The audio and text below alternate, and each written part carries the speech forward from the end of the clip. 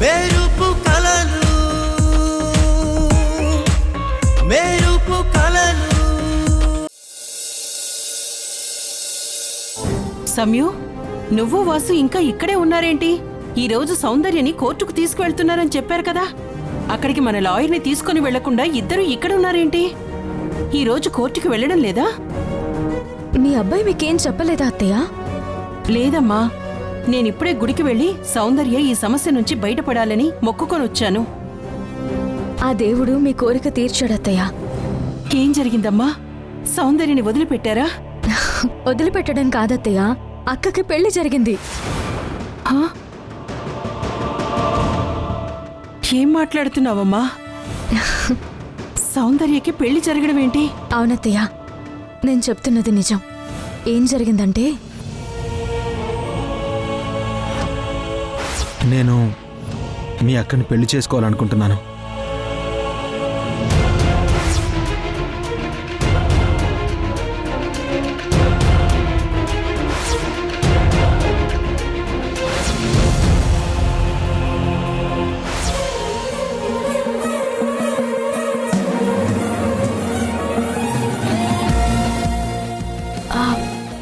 ఏమైందత్తయ్య?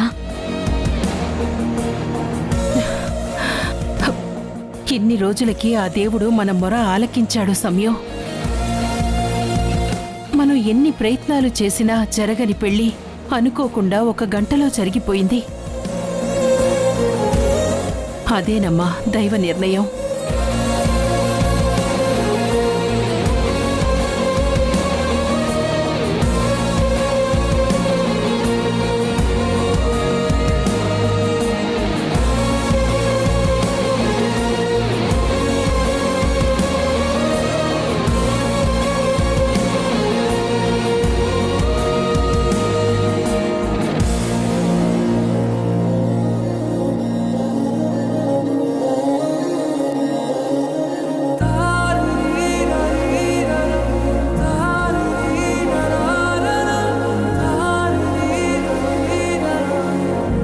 అవునత్తయ్య, ఎలా జరిగినా ఏం జరిగినా నాన్న కోరుకున్న విధంగా నేను నాన్నకిచ్చిన మాట ప్రకారం అక్క పెళ్లి ఒక మంచి వ్యక్తితో జరిగిందత్తయ్య.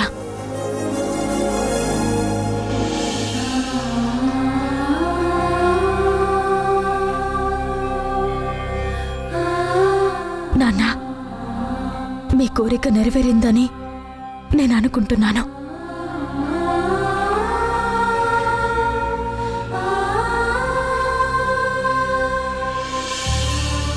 అనుకోకుండానే అక్కనిష్టపడిన వ్యక్తితో పెళ్లి జరగడం నిజంగా దైవ నిర్ణయం, నాన్న ఆశీర్వాదం. అక్కనిష్టపడిన వ్యక్తా? నువ్వు ధర్మతేజ కొడుకన్నావు. ఈ టెన్షన్లో మీకు చెప్పడం మర్చిపోయినత్తయ్య, రిషి ఎవరో కాదు. మనం ఒకసారి అక్కకి అమెరికా సంబంధం తీసుకొచ్చాం కదా, ఆ అబ్బాయే రిషి.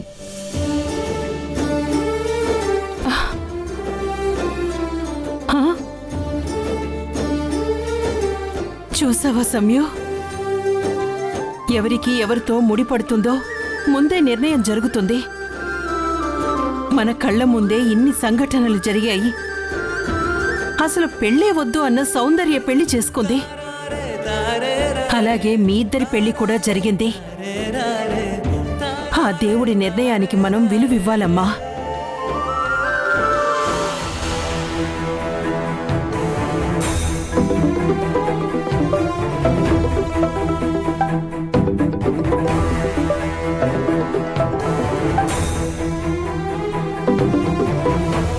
చెప్పు సీను. సార్, ఇక్కడ ఘోరం జరిగిపోతుంది సార్. ఏమైంది సీను? సార్, ఇక్కడ భానుమతి అమ్మగారు మీకు సమిత మేడం గారికి విడాకులు ఇప్పించడానికి లాయర్తో మాట్లాడారు సార్.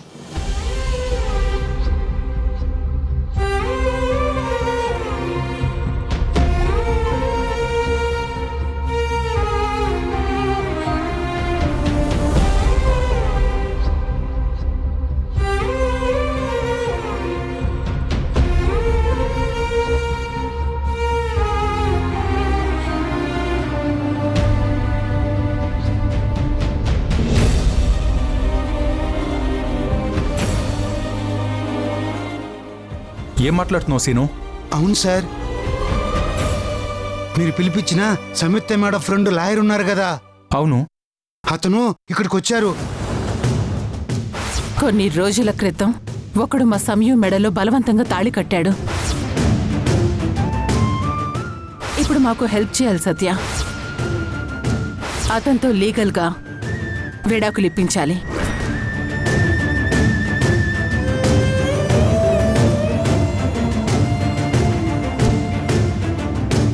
ఇది సార్ జరిగింది.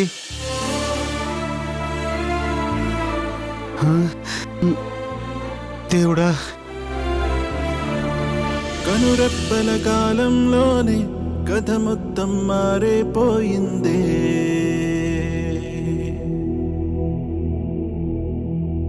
కను తెరిచి చూసేలోగా దరి చేరని దూరం మిగిలిందే. ఇన్నాళ్ళు ఊహల్లో ఈ నిమిషం శూన్యంలో మిగిలానే ఒంటరినై విడిపోయే వేడుకలో జరిగినది వింతేనా మన పయనం ఇంతేనా.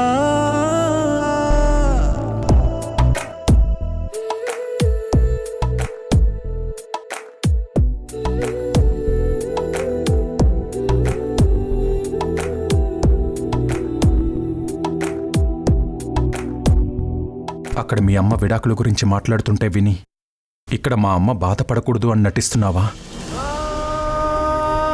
నా తమ్ముడు ఉంటే మీ ముగ్గురి పెళ్లిళ్ళు అంగరంగ వైభవంగా జరిగేవి.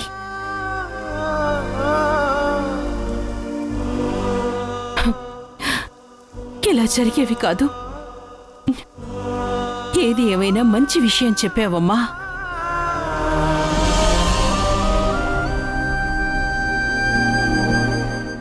ఇక నీకు ఒక బాధ్యత తీరిపోయింది కాబట్టి నువ్వు వాసు గురించి, నా గురించి, జరిగిన మీ పెళ్లి గురించి ఆలోచించాలి.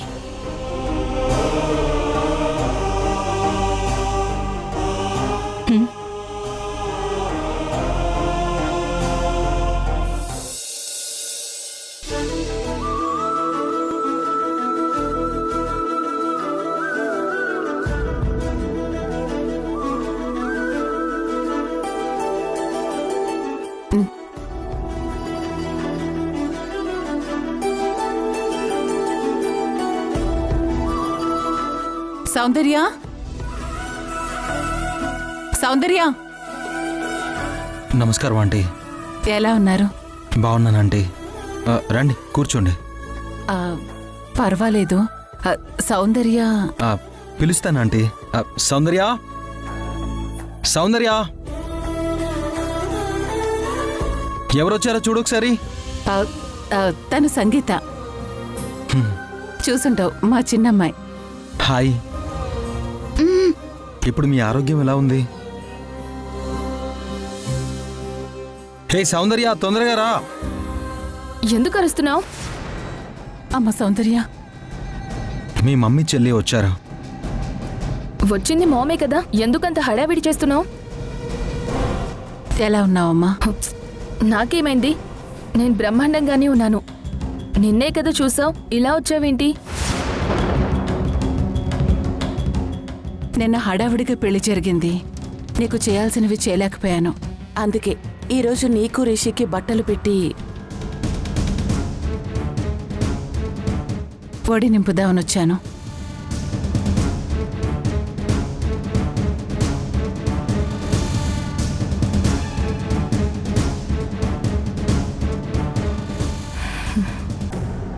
ఇప్పుడు మీరు పెడుతున్న 500 రూపాయల చీర కట్టుకొని ఎక్కడికి వెళ్ళమంటావు మామ్?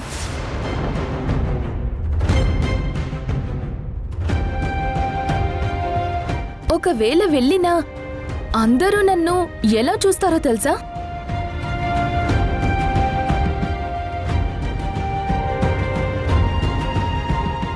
నాకిక్కడ కావాల్సినవన్నీ ఉన్నాయి.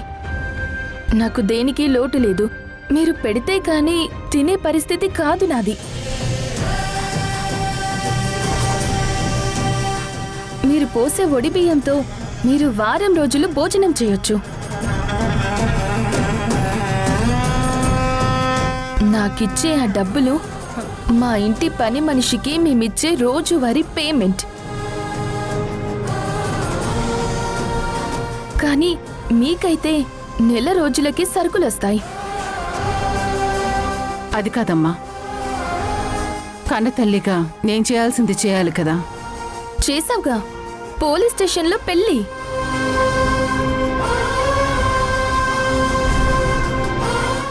చాలమ్మా. కాఫీలు టీలు ఏమైనా తాగుతారా? వద్దులే అమ్మా, మేం బయలుదేరుతాం. ఆంటీ ఒక్క నిమిషం ఉండండి. మీరు ఆ డబ్బులు మాకు ఇస్తే ఆ డబ్బులతో మీరిచ్చిన గుర్తుగా ఏదైనా కొనుక్కుంటాం.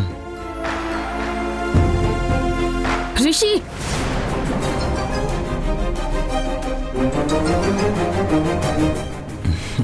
పర్వాలేదు ఆంటీ, మీరు ఇవ్వండి.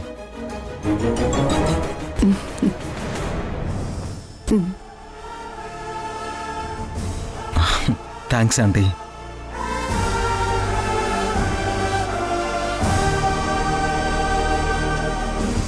తన మాటలేం పట్టించుకోకుండా ఆంటీ. అనుకోకుండా పెళ్లి జరిగేసరికి కాస్త డిస్టర్బ్డ్గా ఉంది. తొందరలోనే అన్నీ సర్దుకుంటాయి.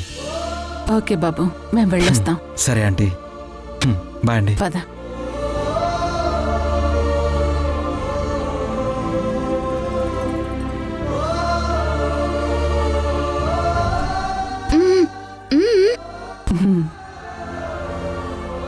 అల్లుడు మంచివాడే, కూతురే మంచిగా మారాలి, వాళ్ళిద్దరూ హ్యాపీగా ఉండాలి. పద.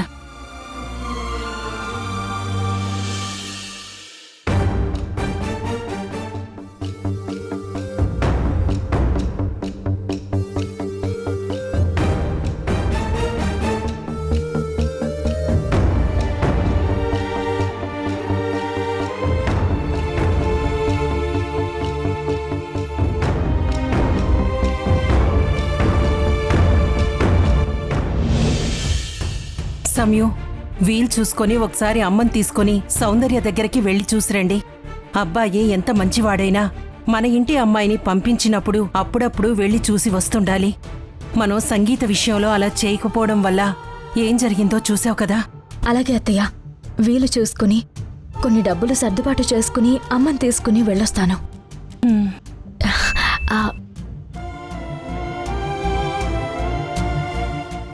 సంగీత దగ్గర నుండి మెసేజ్ వచ్చింది అత్తయ్య. పాపం తన గొంతు పోయినప్పటి నుండి ఇలా మెసేజ్లు చేస్తుంది. గలగల మాట్లాడే పిల్లకి భగవంతుడు ఎంతటి అన్యాయం చేశాడమ్మా. ఏం పంపిందో చూడమ్మా. అక్క, ఇప్పుడే నేను అమ్మ సౌందర్య అక్క వాళ్ళ ఇంటికి వెళ్ళొచ్చాము. బావగారు చాలా బాగున్నాడక్క, మమ్మల్ని బాగా రిసీవ్ చేసుకున్నాడు. అక్క, ఇంకో విషయం, బావ ఎల్లుండి మన ఇంటికి వస్తానని చెప్పాడు. నువ్వు త్వరగా ఇంటికి రా.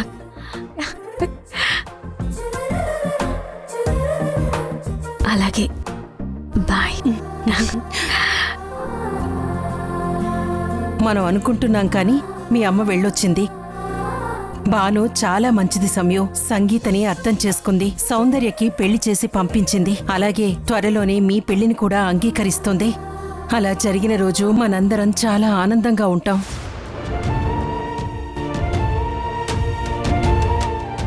అత్తయ్య గారు అర్థం చేసుకుని మా పెళ్లిని అంగీకరిస్తారని అనుకుంటున్నట్టున్నావు. కానీ ఆవిడ మాకు డివోర్స్ ఇప్పించడానికి లాయర్తో మాట్లాడుతుంది. ఈ విషయం తెలిస్తే ఏమైపోతావో, ఎలా రియాక్ట్ అవుతావో తలుచుకుంటే చాలా భయంగా ఉందమ్మా.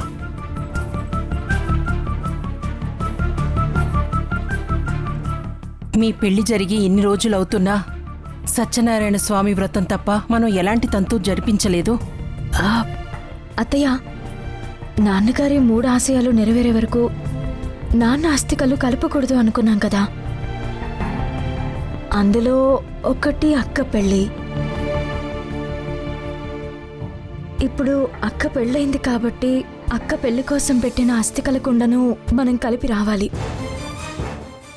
అందుకే రేపు వెళ్ళి అవి కలిపొద్దాం అనుకుంటున్నాను.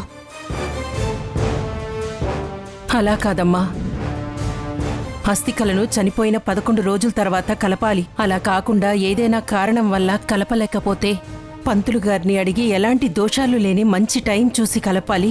రేపొకసారి నేను పంతులు గారిని పిలిపించి మాట్లాడతాను. అలాగే అత్తయ్య, నేను బయలుదేరుతాను. సంగీత మెసేజ్ చేసింది కదా. ఆ, ఉమ్.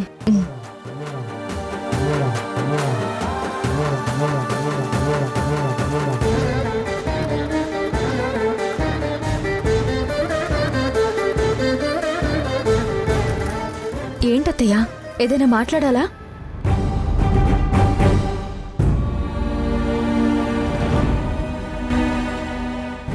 అదే సమయం, ఎల్లుండి మీ 16 రోజుల పండగ జరిపించాలి. నల్లపూసల తంతు జరిపించాలి. అత్తయ్య ప్లీజ్ అర్థం చేసుకోండి. మొన్న సత్యనారాయణ వ్రతానికి ఎంత ప్రాబ్లం అయ్యేది. ఇప్పుడు అలాంటివేం వద్దత్తయ్య. ముందు మన ముందున్న ప్రాబ్లమ్స్ని సాల్వ్ చేసుకుందాం. నేను బయలుదేరుతాను. ఆ, అది కాదమ్మా.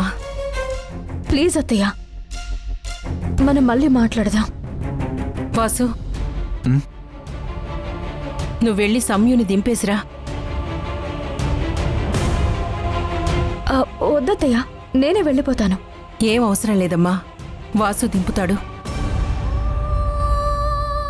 చూస్తావేంట్రా, వెళ్ళు. హ్మ్.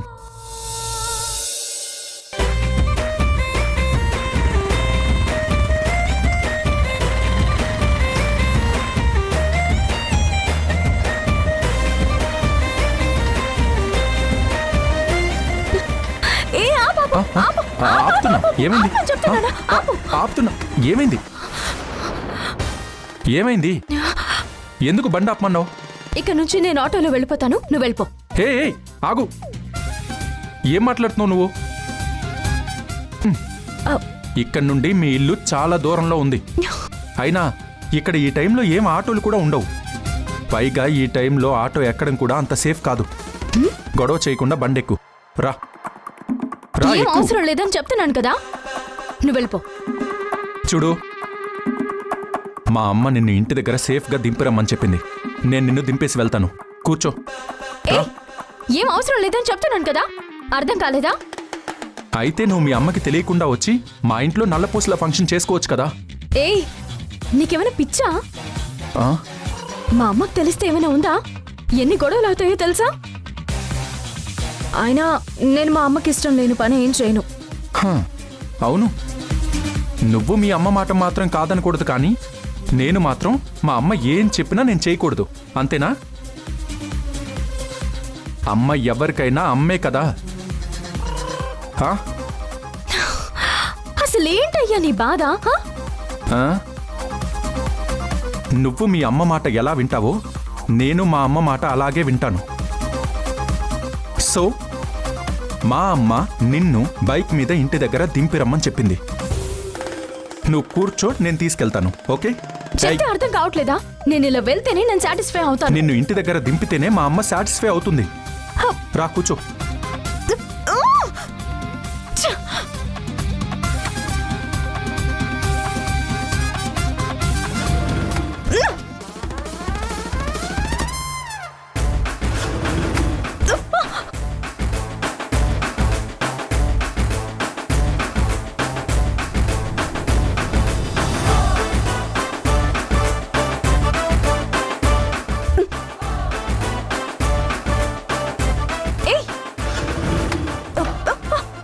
ఒక్క నిమిషం ఆగు.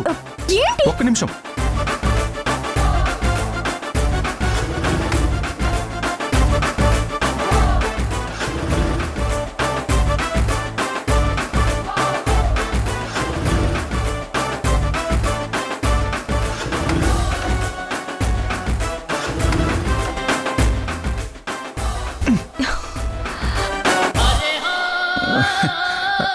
నువ్వు చెప్పింది నిజమే. ఈ టైంలో ఆటోలో వెళ్ళడమే సేఫ్. నేను నిన్న ఆటో ఎక్కిస్తాను, దిగు.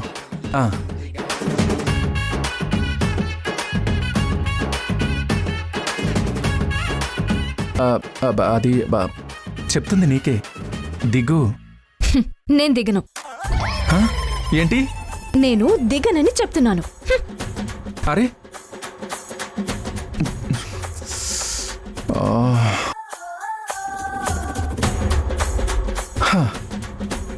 సో ప్లీజ్ గొడవ చేయకుండా దిగు. బైక్లో పెట్రోల్ అయిపోయింది. దిగే ఆటోలో వెళ్ళు ప్లీజ్. ఏంటి? నేను గొడవ చేయడం లేదు. నేను దిగనని చెప్తున్నాను.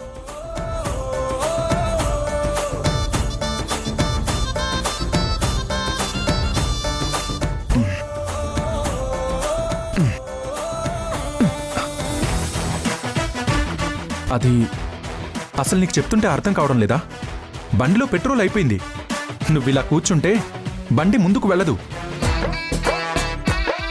తోసుకుంటూ వెళ్ళి పెట్రోల్ ఫిల్ చేయించాలి. అదంతా లేట్ ప్రాసెస్. నువ్వు ఆటోలో వెళ్ళు. ఏంటి? నేను ఆటోలో వెళ్ళాలా? నేను ఆటోలో వెళ్తే మీ అమ్మగారు ఫీల్ అవుతారు. సాటిస్ఫాక్షన్ ఉండదు. ఎవరికైనా అమ్మే. అందుకే నేను దిగను. నేను బైక్ మీదే కూర్చుంటాను. నువ్వే ఎలా తీసుకెళ్తావో తీసుకెళ్ళు. 16 రోజుల పండగ ఎక్కడ జరిపిద్దాం? అత్తయ్య, నేను చెప్పాను కదా ఈ విషయం వదిలేండి అని. కానీ ప్రమాదం ముంచుకొస్తుంది అని తెలిసి కూడా ఏం చేయకుండా ఉంటే ఎలా చెప్పు? ఏ సమయంలోనైనా మన ఇంట్లో అడుగు పెడుతుందేమోనని భయంగా ఉంది.